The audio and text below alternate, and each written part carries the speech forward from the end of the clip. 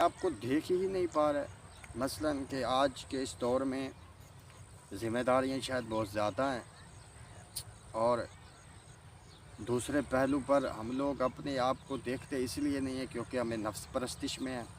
جو چیز ہمارا دل چاہ رہا ہے ہم اس چیز کو پورا کرنے میں لگے ہیں۔ مثلاً آج ہم نے کوئی ایسی چیز دیکھی، ہمارا دل کر رہا ہے کہ ہم اس چیز کو خرید لیں۔ مثلاً کوئی موٹر سائیکل گزرا، کوئی گاڑی گزری، اب وہی ہمارے ذہن میں وہی فوکس کر رہا ہے تاکہ ہم وہی اسی کی اب منزل کو ہمیں پتہ ہے کہ ہم نے اس کی منزل کو خریدنا ہے، اور اس کے دماغ میں وہی گاڑی بیٹھ گئی، وہی موٹر سائیکل بیٹھ گیا، جو بھی اس کے من میں بیٹھا وہ اس کی تلاش میں کچھ سال ضائع کر دے گا۔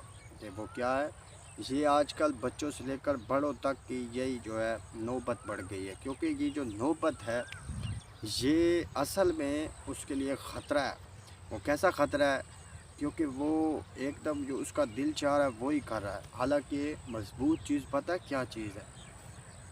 مضبوط چیز ہے اس حالات کے اندر، اس دور کے اندر انسان اپنے آپ کو پہلے خود سمجھے، دیکھے، اور وہ سمجھنا کیسا ہے؟ وہ سمجھنا یہ ہے کہ وہ جب دین میں انسان چلا جاتا ہے تو دین میں جب دین میں ہم لوگ چلے جاتے ہیں تب ہمیں سب کچھ مل جاتا ہے، کس طرح چلنا ہے، کس طرح اٹھنا ہے، کس طرح بیٹھنا ہے، کس طرح حالات سے لڑنا ہے۔ ہمارا معاشرہ دین سے آج کل بہت پیچھے ہے۔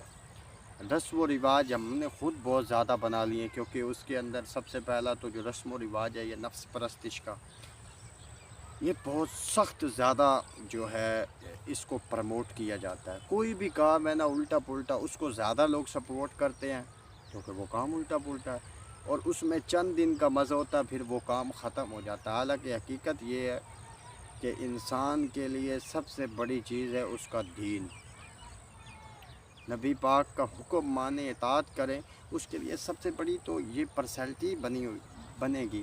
جب وہ اس حکم کو مانے گا، اطاعت کرے گا، تو اس کے لیے سب سے بڑی حقیقت یہ ہے کہ انسان سب سے پہلے اسلام دین کو مانے اور اس کے معنوں میں دل میں اتارے، اس کے معنوں کو دل میں اتارے تاکہ وہ صحیح فرما برداری پر چلے۔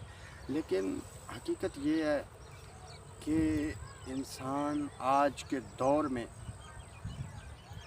اور نفس پرستش میں جب ہم لوگ ڈوبے ہوئے ہیں، ہمیں پتہ ہی نہیں ہے کہ ہم کیا کر رہے ہیں، ہمیں فکر ہی نہیں ہے ہم کیا کر رہے ہیں، تو پھر اس کے اندر ہونا یہی ہے کہ مشکلاتوں کا سامنا کرنا پڑتا ہے، بیماریوں کا سامنا کرنا پڑتا ہے۔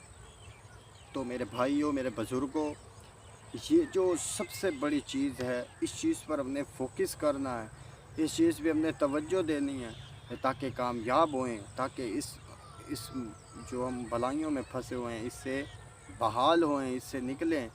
تو میرے بھائیوں، میرے بزرگوں، یہ بڑی چیز ہے کہ ہم لوگ اپنے آپ کو سنبھالیں اور اللہ رسول صلی اللہ علیہ وسلم کے دین پر چلنے کی کوشش کریں تاکہ کامیابی ہے۔ ہماری اللہ پاک گفتگو اپنی بارگاہ میں قبول و منظور فرمائے اور ہمیں صحیح معنوں میں اس کو ہمیں بھی سمجھنے کی توفیق دے، اور رب العالمین ہمیں حق اور سچ کہنے کی توفیق عطا فرمائے۔ آمین۔